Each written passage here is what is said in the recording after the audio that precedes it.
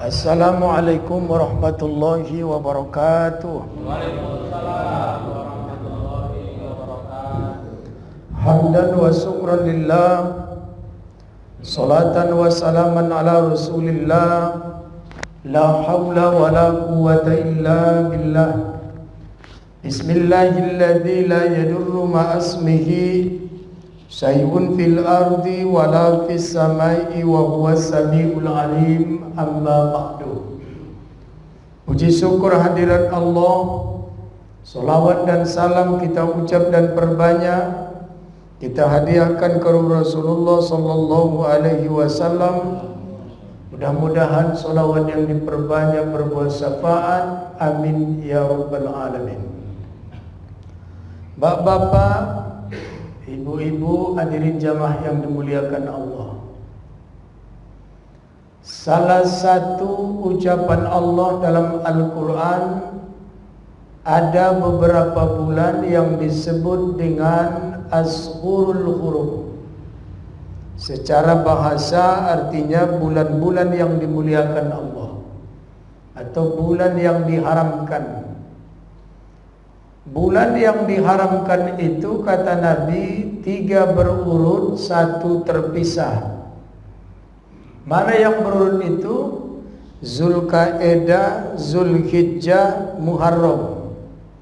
Yang berpisah Rajab. Kenapa disebut dengan bulan haram atau Muharram?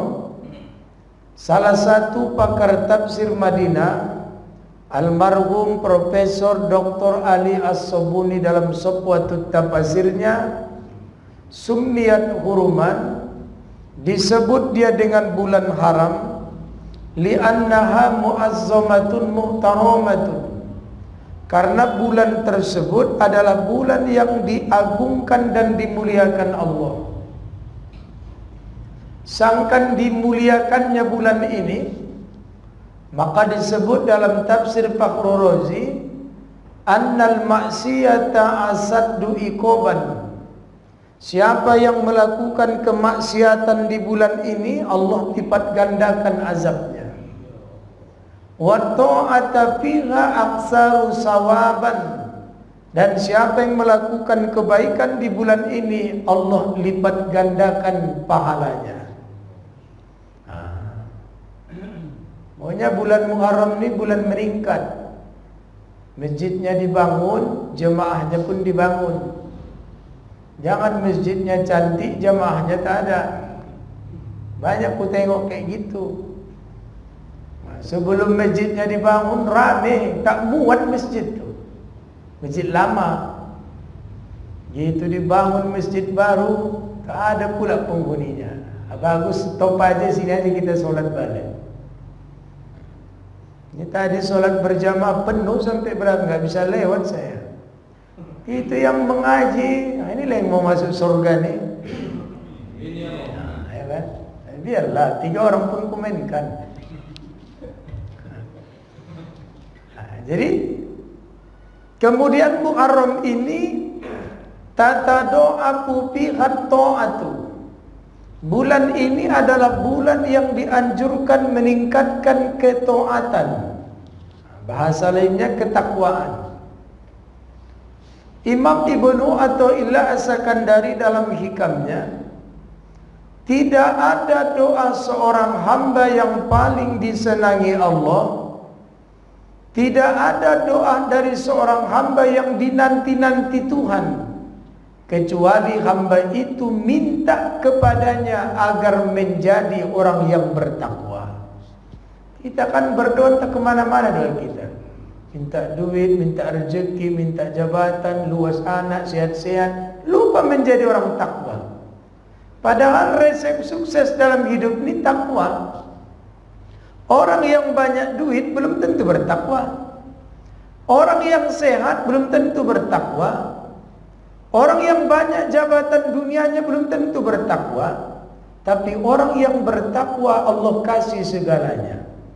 Walaupun secara kuantitas rumahnya tidak gedung, mobilnya tidak banyak, sawitnya tidak berhektar, tapi Allah cukupi kebutuhannya. Jadi yang kita butuhkan itu hidup itu cukup bukan kaya.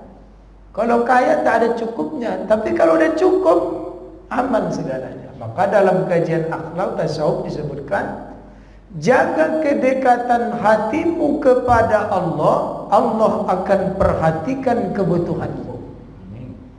Maka diajarkan Nabi satu doa yang pendek. Jangan ditinggalkan ini dalam ibadah kalau ingin menjadi orang yang bertakwa. Allahumma inni as'alukal huda wat-tuqa. Enggak usah panjang-panjang. Ya Allah, berikan aku hidayah, petunjuk, jadikan aku orang yang bertakwa. Nah, sekarang di manalah Allah menunggu-nunggu hambanya mendengar ucapan yang seperti ini? Satu, ketika azan. Jadi ketika kumandang azan, dalam Irsadul Ibad dikatakan, fasunnatani limaktubati zakarin wa in balaghahu azanu ghairihi wal iqamatu limra'atin wa sami'uha walau talian wa mutawaddian. Jadi disunnahkan keduanya azan dan qomat. Azan untuk laki-laki, qomat untuk perempuan. Walaupun dia sudah mendengar suara azan itu dari masjid yang lain. Dari dengarnya azan itu dari masjid lain, cuman dia tak ke masjid. Dia mau sholat di rumah saja, tetap sunnah baginya azan dan qomat untuk perempuan. Minimal qomat. Apa rupanya padilahnya? Orang yang sholat sendiri tidak berqomat, tak ada makmumnya. Tapi kalau dia sholat sendiri berqomat, shalla khalfahu malakani. Sholat di belakangnya satu malaikat. Tapi kalau dia sholat sendiri di rumahnya, dibuatnya azan, dibuatnya qomat, shalla khalfahu minal malaikati. Nama kalimatnya udah minal malaikati, tidak dalam bentuk mufrad. Sholat di belakangnya para malaikat. Berapa jumlah malaikat itu? Mala yarotorofahu. Jumlahnya tidak bisa ditengok oleh mata sangkan ramainya. Apa kerja malaikat itu di belakangnya? Yarka'una biruku'ihi. Para malaikat itu akan rukuk dengan rukuknya dia. Wa yasjuduna bisujudihi. Para malaikat itu akan sujud dengan sujudnya dia. Yang paling penting nomor 3. Wa yu'amminuna ala du'aihi. Seluruh malaikat yang tak terdeteksi jumlahnya itu akan mengaminkan setiap permintaan yang diucapkannya. Maka rugi kali orang yang sholat sendiri tidak berazan minimal berqomat.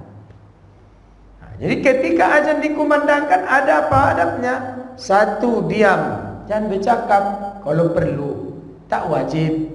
Sunnahnya jangan bercakap, kecuali hajat karena kebutuhan boleh bercakap. Kita ni kalau tak azan tak bercakap. Gitu giliran azan situlah bercakap. Padahal itu godaan setan itu. Man sami al azan faqulu misla ma yaqulul muazzin. Siapa yang mendengar azan kemudian dikatakannya seperti yang dikatakan tukang azan, dakhalal jannah. Kau masuk surga, kata Nabi. Menangis iblis, enak aja kau masuk surga cuman gitu aja. Enggak bisa. Kita hajar dia. Allahu akbar, Allahu akbar, Allahu akbar, Allahu akbar. Asyhadu an la ilaha illallah. Asyhadu an la ilaha illallah. Datanglah kawan tu. Ku tengok kau semalam berdiri-diri di amplas. Ngapain kau situ depan rumah? Alah, nunggu-nunggu. Habis bercakap. Panjang lekanya, tak kemana-mana. Hilang tiket surga itu. Di ketika dan bapak jadi orang sombong sikit. Kau kemana? Diam aja. Yang sombong lah kau, diam aja. Nanti habis baru jelaskan. Mungkin belum sampai ilmu kepada dia. Atau bapak pula udah sampai pula mempraktekannya. Udah tahu, yang enggak tahu diam ya kan. Yang tahu itu pula yang berkumpul. Nah, jadi diam. Kemudian wa mutawaddian, walaupun sedang berwudu tetap dijawab kalimat azan itu. Mentengoklah kalau di kamar mandi yang ada WC-nya dalam hati. Tapi kalau dia keran-keran tanpa WC boleh. Hukum dasar bercakap-cakap ketika wudu itu makruh, tapi dikecualikan dengan mendengar kalimat ini. Kemudian apa lagi? Diam, berhenti, ucapkan seperti yang dikatakan tukang azan. Kemudian habis azan berakhir, disinilah tempat yang dinanti Tuhan hambanya minta takwa itu. Ada 5 ibadah yang jangan kita tinggalkan setelah berakhirnya azan. 1, solawat dan salam dulu kepada Nabi. Nah, kita kan kayak gitu. La ilaha illallah, langsung Allah barokah da'watin, rugi. Kenapa? Man sami'al azan faqulu misla ma yaqulu. Siapa yang mendengar azan dan mengatakan seperti yang dikatakan tukang azan, summa sallu alayya, summa salatu alayya, kemudian dia bersolawat kepadaku. Solatan, 1 solawat saja. Sallu biha asron, maka bersolawat kepadanya Allah 10 kali. Apa maksudnya itu? Sekali kita bersolawat kepada Nabi, 10 kali Allah mengampunkan dosa-dosa kita. Jadi kalau 2 kali 20, 3 kali, maka di waktu maghrib nih ingat hadis Nabi. Apa kata Nabi? Siapa yang bersolawat kepadaku yumsi hina yumsi asron wa yumsi asron, pagi 10 kali, sore 10 kali. Pagi itu maksudnya subuh, sore itu maksudnya maghrib. Adrokatku syafaat yaumil qiyamah, engkau layak mendapat syafaatku di hari kiamat nanti. Jadi habis maghrib itu ini zikir wajib. Nah, kemudian kenapa kita harus bersolawat kepada Nabi setelah azan? Karena nanti kita akan berdoa.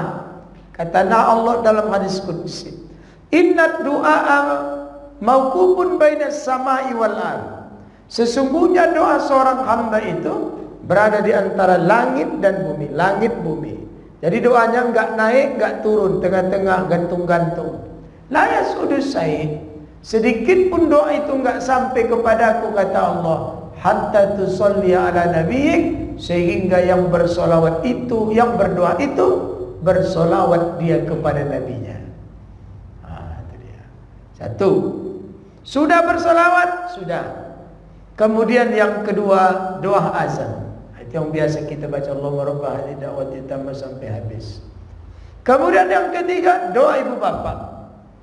Doa ibu bapak. Kenapa?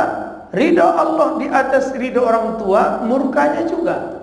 Seakan Allah bilang, kalau mau cair proposal kau cairkan dulu ridho orang tuamu. Nah, jadi bagaimana caranya? Doa ibu bapak. Dalam i'anah 3 kali. 10.000 kali pun kita baca setelah azan doa orang tua, itu takkan sanggup untuk membalas jasa dan kebaikan orang tua terhadap kita. Tapi ulama cukup 3 kali aja. Rabbirfirli wali walidayya warhamhuma kama rabbayani shaghira, 3 kali. Kemudian disinilah puncaknya. Inna du'a bainal azani wal iqamah, doa yang dibuat di antara azan dan qamah. Azan dan qamah di sini 5 menit. Mustajabun. Maksimalkan waktu yang 5 menit itu. Mau sholat sunat kita lagi, minimal 2 menit itu untuk munajat kepada Allah. Apa doanya? Terserah, tapi jangan lupakan doa wajib tadi. Allahumma inni as'alukal huda wat tuqa. Berikan aku hidayah, berikan aku petunjuk, jadikan aku orang bertakwa. Setiap doa yang diawali dengan lafaz seperti ini, maka doa-doa berikutnya akan Allah kabulkan. Kenapa? Inilah doa yang paling dicintai Allah. Inilah doa yang paling disayanginya. Nah, setelah kita berdoa, yang kelima, baca ayat kursi. Dalam I'anatut Talibin dijelaskan, siapa yang membaca ayat kursi setelah azan, Allah gugurkan dosa-dosanya sampai azan berikutnya. Jadi kok 5 kali kita baca ayat kursi setelah azan, seakan dalam 24 jam Allah memberikan keampunan akan dosa dan kesalahan kita. Jadi satu, di mana kita membaca Allahumma inni as'aluka, doa yang dicintai Allah tuh di antara azan dan qomat. Jadi apa yang dilakukan setelah azan? Salawat dan salam. 2, doa azan. 3, doa ibu bapa. 4, doa pribadi. 5, ayat kursi. Baru sholat sunat. Jangan pula bacaannya Yasin, gak siap-siap lah Pak. Pendek-pendek aja. Rakaat pertama Fatihah Al-Kafirun, rakaat kedua Fatihah Qul Huwallah. Memang pendek ayatnya, tapi hafal apa pahalanya seperti menghatamkan 2/3 Al-Quran. Gitu salam kanan salam kiri, masih ada satu amalan lagi. Sahabat bertanya kepada Nabi, ya Rasulullah, apalah zikir yang paling bagus? Bertasbih kau, kata Nabi. Subhanallah, itu kan untuk Allah itu. Bertakbir, alhamdulillah, Allah Akbar, itu juga untuk Allah. Bertahmid, alhamdulillah, itu juga untuk Allah. Bertahlil, la ilaha illallah, itu juga untuk Allah. Untukku mana? Kata dia. Diam Nabi. Turunlah wahyu, suruh dia istighfar. Maka kalimatnya digandeng Nabi. Zikir yang terbaik, subhanallah, walhamdulillah, wa la ilaha illallah, wallahu akbar, Allahumma gfirli. Siapa yang membaca ini 10 kali setelah sholat sunnah, sebelum qomat dikumandangkan, Allah gugurkan dosa-dosanya. Tak ada yang mengalahi amal zikirnya kecuali orang yang lebih banyak bacaannya daripada dia. Jadi ulang sekali lagi, la ilaha illallah, salawat dan salam, doa azan, Rabbir firli wali walidayya, doa pribadi, jangan lupa Allahumma inni as'aluka huda wal tuqa. Kemudian ayat kursi. Kemudian salat sunat qabliyah, Allahu akbar, Fatihah Kafirun, Fatihah Qul Huwallah. Itu salam kanan salam kiri langsung. Subhanallah walhamdulillah wa la ilaha illallah wallahu akbar, Allahumma gfirli. Subhanallah walhamdulillah wa la ilaha illallah wallahu akbar, Allahumma gfirli. Subhanallah walhamdulillah wa la ilaha illallah wallahu akbar, Allahumma gfirli. Pas 5 menit itu. Akhir. Alah, jam pun ku tengok tak bergerak-gerak lagi.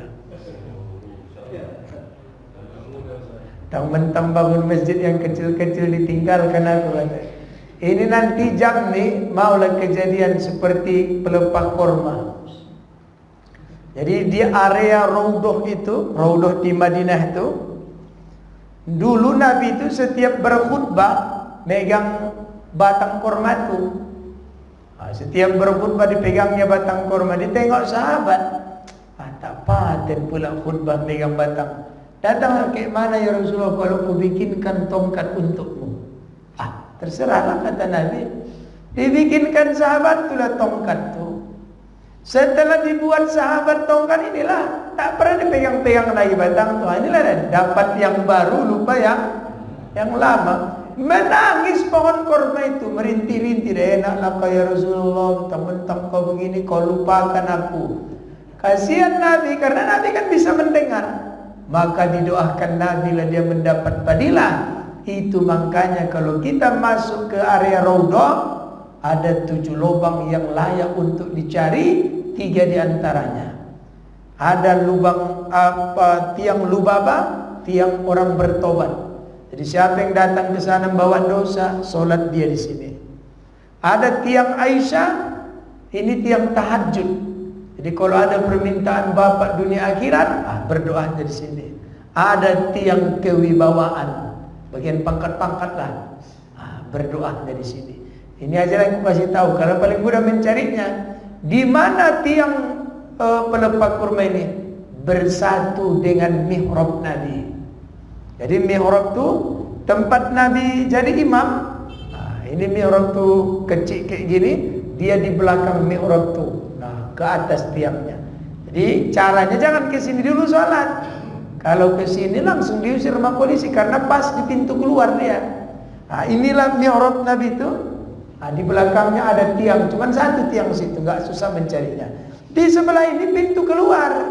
Jadi kalau duluan kita sholat di sini langsung tarikan polisi keluar kau katanya. Jadi caranya pergi ke ujung dulu, paling ujung itulah tiang tobat tuh. Nanti kau kasih tahu botolnya kalau nggak terbayar.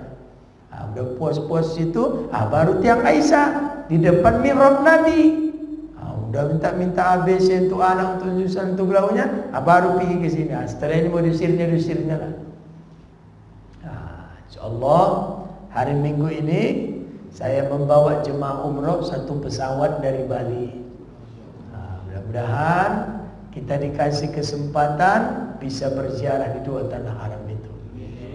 Ya, jangan gara-gara dapat yang baru yang lama ditinggalkan. Mentang yang lain jam pun tak diurusnya, bercakap dia nanti. Naklah kalian, aku tak kalian, berapalah harga baterai kata.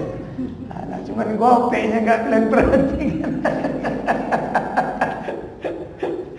Iya, perlu juga diganti. Nanti khatibnya kelamaan di sini bingung Bapak. Tengoknya baru 8:30 pagi lagi, tokannya lagi.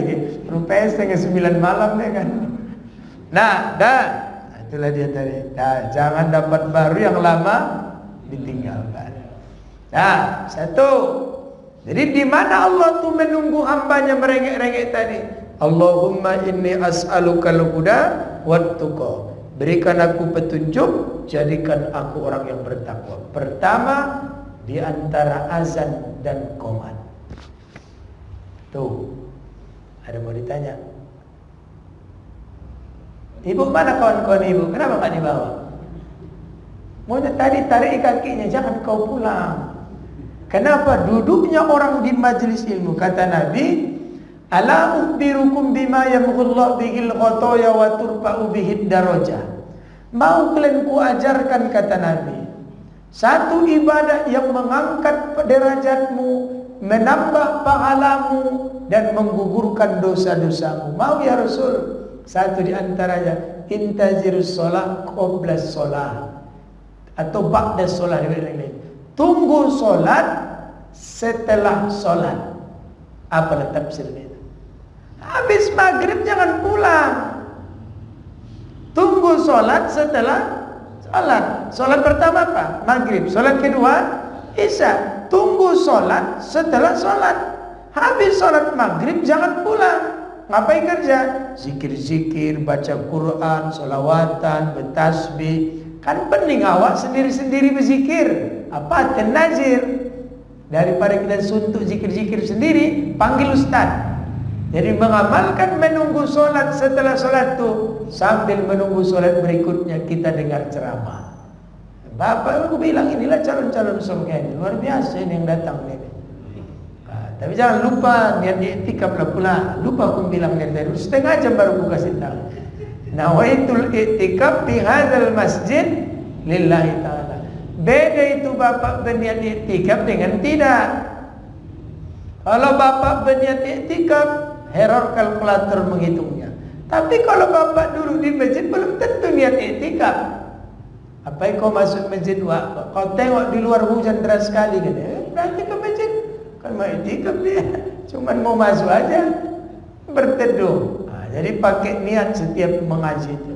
Nawaitul i'tikaf fi hadzal masjid lailan. Nah, protokol pun enggak salah diingatkannya.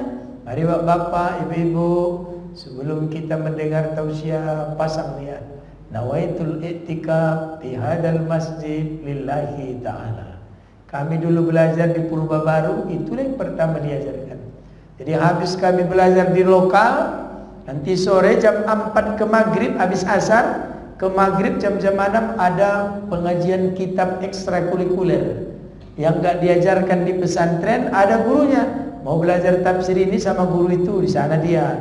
Mau belajar kitab fikih ini, gurunya di sana. Datang kita, semua di masjid, di belah-belah itu.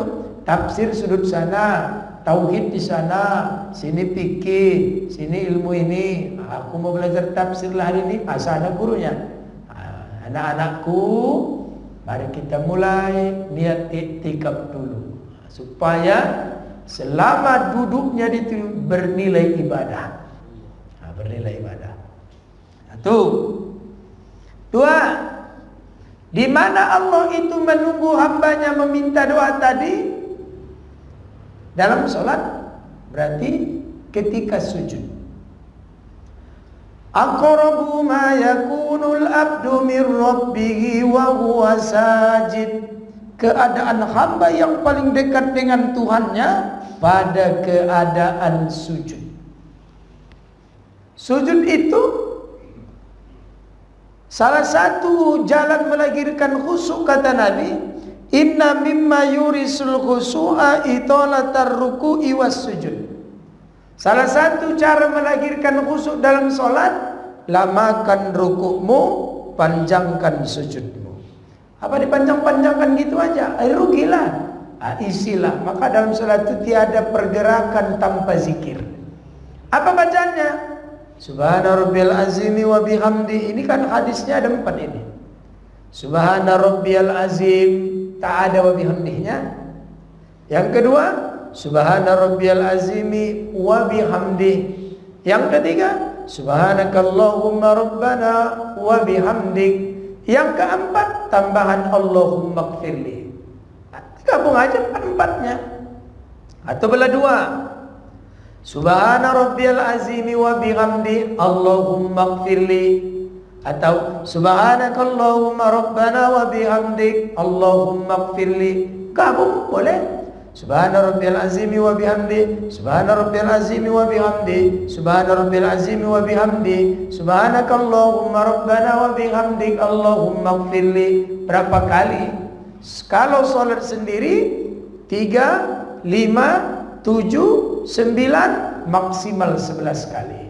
Kalau menjadi imam, imamnya dianjurkan membaca 5, makmumnya dianjurkan membaca 3. Untuk apa imamnya baca 5? Supaya sempat dia menunggu sujudnya makmum. Jadi kalau dia sujud duluan, bacanya 3, makmumnya sujud, dia udah bangkit. Tapi kalau dibacanya 5, sempat ditunggunya makmumnya untuk sama-sama bisa menunggu dia untuk duduk kembali. Nah, ketika sujud, Subhana rabbiyal a'la wa bihamdi, Subhana rabbiyal a'la wa bihamdi, Subhana rabbiyal a'la wa bihamdi, Subhanakallahumma rabbana wa bihamdik Allahumma gfirli. Nah, disinilah tambahi. Apa yang ditambahi? Allahumma inni as'alukal huda wat tuqa. Salah satu sunnah berdoa itu diulang-ulang. Allahumma inni as'alukal huda wat tuqa. Allahumma inni as'alukal huda wat tuqa. Jangan di sujud terakhir. Kenapa kita berdoa di sujud terakhir aja? Padahal nggak ada dalilnya. Yang dibilang Nabi sujud, berarti sujud maghrib 6 kali. 1 rakaat 2 sujudnya, kali 3 6. Jadi kalau banyak permintaan Bapak, rakaat pertama doanya Allahumma inni as'alukal huda wat tuqa. 2 dan 4, 3 dan 2, minta yang lain. Ini rakaat pertama tak doa, rakaat kedua tak doa. Begitu rakaat keempat tak bangkit-bangkit. Wah, lamaan. Imamnya assalamualaikum warahmatullahi wabarakatuh, dia masih nungkik lagi. Sampai hitam-hitam jidat tu lama kali. Iya, lecet. Jadi kalau masuk sujud tu jangan Bapak tekan-tekan jidat Bapak, letakkan saja. Ya biar alih. Itu kalau kayak gitu seminggu sholat dia hitam itu. Jadi letakkan aja, Allahu Akbar, letakkan. Jangan angkat kepalamu dari sujudmu sebelum kau rasakan tertumpah darah itu di otakmu. Maka caranya dirasakan. Subhana rabbiyal a'la wa bihamdihi. Terasa itu, udah ngalir di kepala. Barulah tomak nina. Tomak nina itu mana?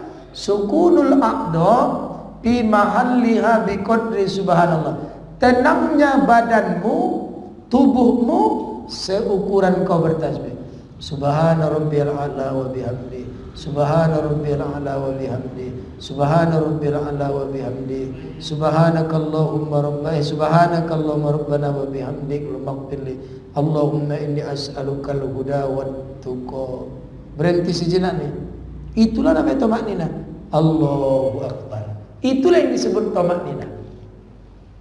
Ya, subhanallah. Ini sekarang bacaannya pun enggak jelas. Malaikat pun enggak ngerti ini bilangnya. Subhanallah. Allahu akbar. Malaikat enggak ngerti ya. Kata malaikat, aduh nih pardukun ini kata. Nangku bodoh kata. Jadi pelan-pelan lah. Tapi puji Tuhan. Subhanallah wa bihamdi. Imamnya gitu juga. Nah, baru Allahu Akbar. Jadi ngapain kita sholat terburu-buru? Nggak ada yang dikejar. Dibacanya pun 7 kali, kan gak lama itu Pak. Mau cepat pulang dia, belum. Apalagi puasa Senin Kamis ya kan. Lama lah itu si Sofian tuh katanya. Nah, jadi jangan panjang kali dan pula pendek kali. Itu makanya standarnya 5 kali. Imamnya membaca 5, makmumnya membaca 3. Itulah yang paling standar. Jangan pula imamnya dengar pula ke mic tu. Dan saya bilang, kau tadi ngerti yang dibilangnya? Kata, enggak, aku enggak ngerti. Orang bunyi pula di sini, kedengaran lah. Kadang-kadang kan dia lagi baca itu sholat zuhur, alhamdulillah. Bunyi ke situ dengar, salah baca mat, Maliki Yaumiddin. Salah itu. Sudah. Jadi di waktu sujud, apa bacaannya? Semua doa yang ada di Quran boleh pakai mulut. Semua doa ada yang di hadis boleh pakai mulut. Tapi kalau doa pribadi nggak ada di Quran, nggak ada di hadis, tempatnya di hati. Mahalluhu fil qalbi.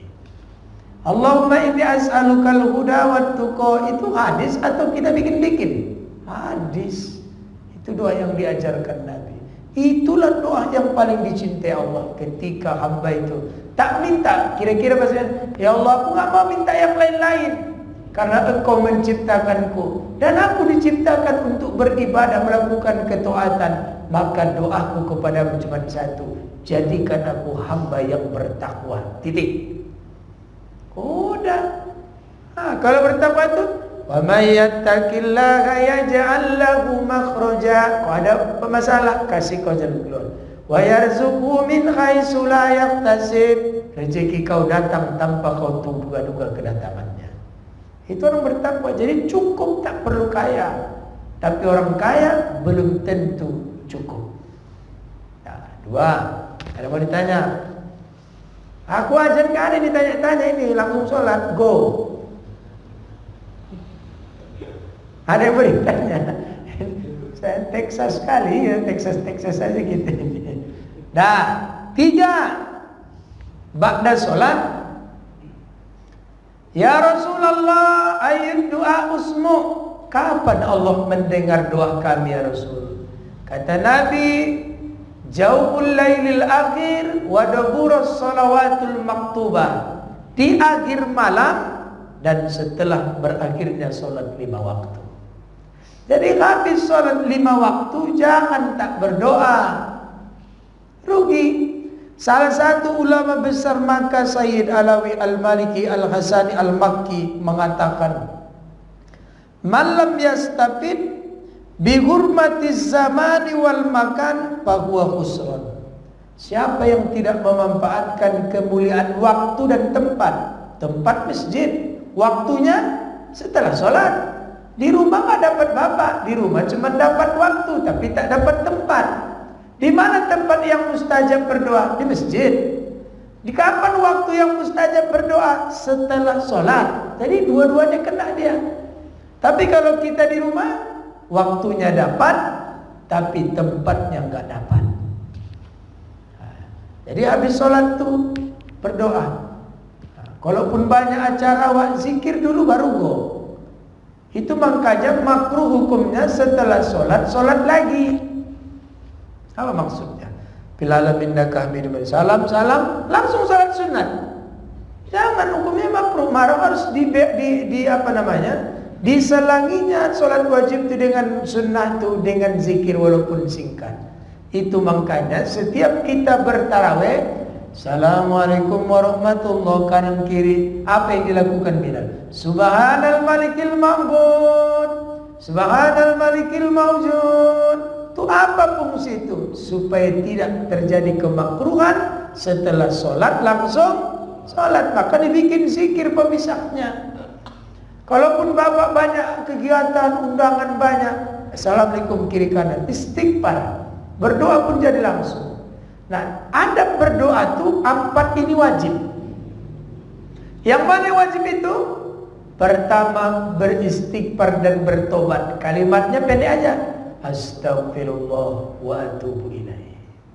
Dan ya Allah, aku mohon ampun dan aku bertobat kepada Engkau. Baru yang kedua, puji Allah. Alhamdulillah. Yang paling afdal, hamdan yu'afi ni'amahu wa yukafiru mazida. Ya Rabbana lakal hamd kama yanbaghi li zalali wajhikal karimu azimi sultani. Itulah pujian yang paling afdal. Yang ketiga, salawat Nabi sekurang-kurangnya. Allahumma salli ala sayyidina Muhammad wa ala ali sayyidina Muhammad. Keempat, doa ibu bapak, Rabbir firli wali walidayya, baru berdoa. Langsung aja. Kalau banyak kali kegiatan, Rabbana atina fid dunya hasanah wa fil akhirati hasanah wa qina azabannar. Walhamdulillah. Tapi jangan lupakan yang pendek tadi. Allahumma inni as'alukal huda wat tuqa. Dapatlah segalanya. Seluruh doa yang panjang itu akan terwakili hanya dengan satu lafaz, wat tuqa. Semua masuk di dalamnya. Kemudian yang keempat, di mana lagi Allah tuh menanti-nanti hambanya bercakap kayak gitu tengah malam. Yatanazzalu rabbuna kullu lailatin ila sama'id dunya hina yabqa ila sulusil lail. Setiap malam Tuhan kita turun ke langit dunia. Langit dunia itu maksudnya rahmat. Jangan pula diartikan tangga 2 ke tangga 1. Rahmatnya turun setiap malam.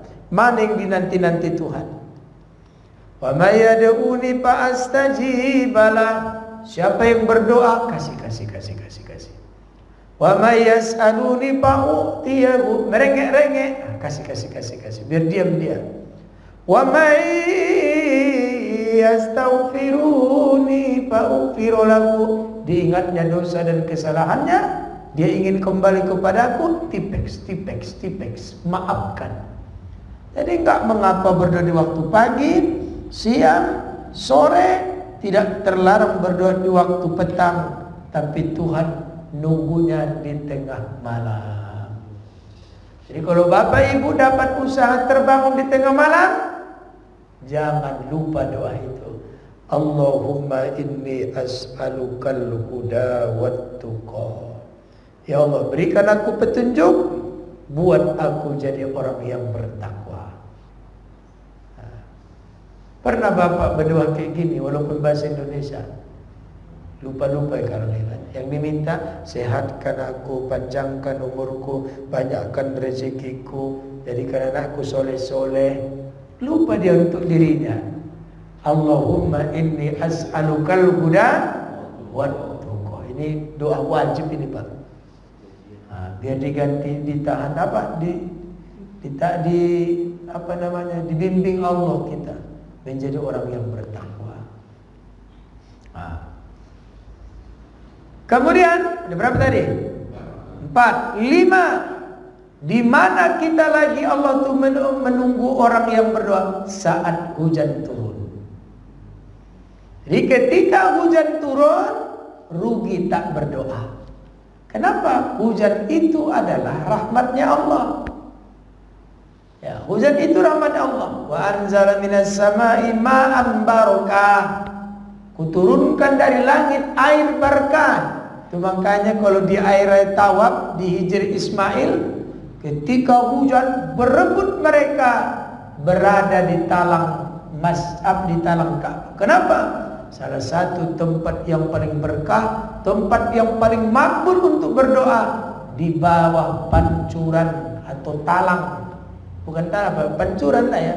Pancuran Ka'bah. Saya setiap hujan saya intip-intip. Kadang lagi di hotel saya hujan. Nah, mungkin nak pergi ke sana. Nah, dulu haji yang terjadi keren jatuh itu saya di situ. Dan itu pas hujan deras. Tapi saya sedang di lantai 2. Aku tengok pergi pun aku ke bawah tak dapat aku lagi ni. Kenapa? Aku dah kayak semut manusia itu. Bunyi tiba-tiba sirene. Cuman karena kami di dalam kan enggak ada jendelanya, enggak ketahuan. Sampai enggak bisa handphone enggak aku bawa. Lama kali hujannya enggak pulang-pulang. Kalau enggak silap hampir jam 2 malam kami pulang. Tapi hebatnya orang Arab itu kepala itu udah pecah, udah pisah-pisah dari badannya. Darah tuh, tapi subuh udah bersih, tak ada. Di mana kejadiannya tadi? Saya tahunya itu bukan padahal saya di situ, tapi nggak ketahuan, nggak ada yang tahu. Ketahuannya malah ditelepon dari Indonesia. Orang Indonesia duluan tahu daripada awak yang di situ. Sampai mak saya pingsan-pingsan di rumah, karena ditelepon gak ngangkat-ngangkat. Mak, kayak mana dia ini?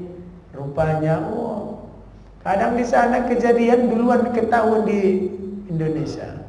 Itu tanggal 7 semalam umroh perdana dari Kuala Namu, aman pesawat. 2 hari yang lalu badai pasir di Madinah itu. Tuh kalau datang badai pasir biasanya pra cuaca.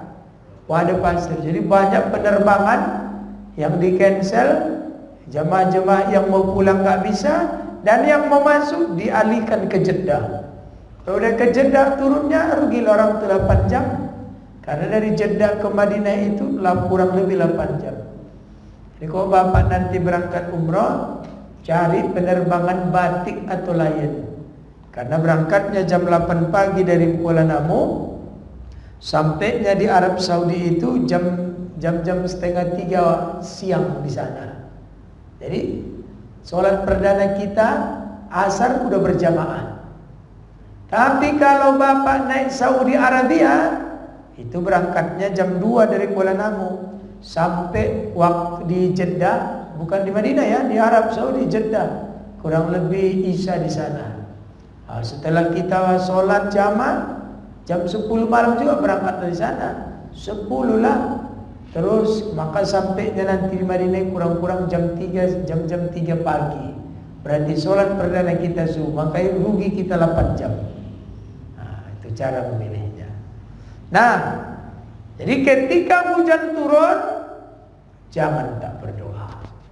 Kenapa? Hujan itu adalah rahmat Allah. Berarti kalau turun rahmat, mintalah. Di antara yang wajib duluan, Allahumma inni as'alukal huda wat tuqa. Kenapa dikasih banyaknya tempat? Karena kita enggak tahu pada posisi di mana Allah mengabulkan doa kita. Jadi jangan doanya sholat aja, yang lainnya enggak perlu. Jangan pula nanti bawa berdoanya waktu azan aja, lainnya ditinggalkan. Kadang-kadang enggak tahu kita. Di waktu azan mungkin enggak makbul, entah di waktu sholatnya kenanya. Di sholat mungkin enggak, entah di waktu turun hujan. Jadi karena Allah merahasiakan kemakbulan doa kita itu, maka kita ekstra. Maka disebutkan annalaki ajri ala qadrin, sesungguhnya pahala dan keutamaan yang kau peroleh tergantung keseriusan dan tingkat kesulitannya. Jadi apa kita panglima kita di Medan dapat haji Puroda, beliau berangkat, saya ditelepon sama ajudan, Pak Ustaz, Bapak minta Ustaz datang hari Sabtu, beliau mau berangkat. Jadi saya mengajar panglima manasik dari jam 8 pagi sampai jam 4 sore, karena hari Seninnya beliau berangkat. Ustaz, apa nasihat Ustaz untuk saya berangkat haji ini?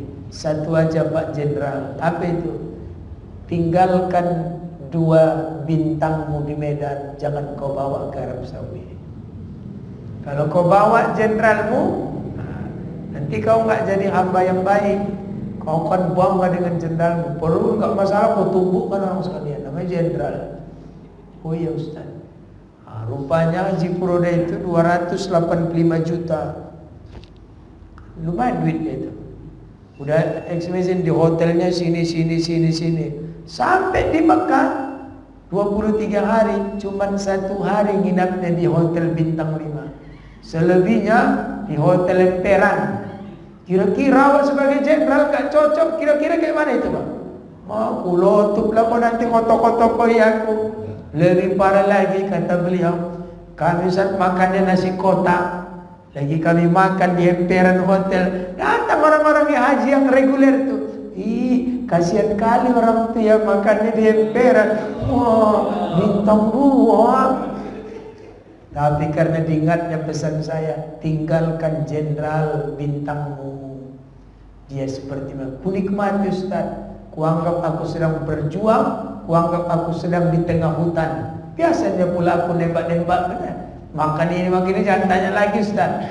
Kuanggap, oh inilah cobaan dari Allah untuk saya. Biasa orang tuh Pak, kalau Puroda itu hotelnya di apartemen, kalau di Mina. Ini wah gak jelas lah. Akhirnya membuat dia sabar. Malah yang mengurus tuh gak tahu dia ini kalau jenderal. Ketahuannya, beliau ini kan mantan ajudan Jokowi. Gak tahu, sampai pulang dari Jeddah jumpa Pak Mahfud MD, menteri-menteri yang lainnya katanya. Disitulah pemilik travel ini tahu kalau dia ini jenderal. Minta maaf Pak, tolong Pak begini. Udah itu kuamankan semua. Diikhlaskannya 285 juta itu.